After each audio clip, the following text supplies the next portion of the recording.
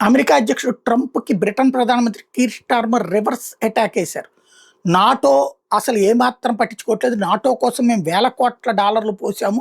అదే సందర్భంలో నాటో అనేటటువంటి దాని దేశాలకైనా ఇప్పుడు ఆయిల్ సరఫరా కావాలంటే ఇదే గదా! ఇట్లాంటి సందర్భంలో ఎట్లా ఇబ్బంది పెడతారంటూ మాట్లాడతా వచ్చారు.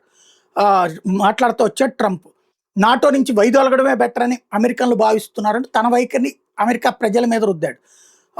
30 దేశాల నాటో నుంచి బయటకొస్తే అది కాస్త రష్యా వైపు వెళ్ళిపోతారు రేపొద్దున. ఒకప్పుడు రష్యాలో పార్టీ అవి. రష్యా నుంచి వాటి యువతలకి తీసుకొచ్చి నమ్మించి మోసం చేసిన దేశంగా అమెరికా చరిత్రలో నిలిచిపోతుంది.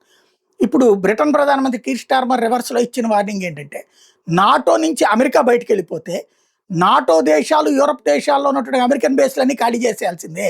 మీ యుద్ధ విమానాలను తీసుకెళ్ళిపోవాల్సిందే. ఇప్పుడు ఇరాన్ ఆదేశాల మేరకు గల్ఫ్ దేశాల్లో ఉన్నటువంటిది వీళ్ళ బేస్‌లన్నీ తీసేసి, నాటో దేశాల్లో బేస్‌లన్నీ తీసేస్తే, అమెరికా చివరికి ఒక చిన్న దేశంగా మిగిలిపోతుంది.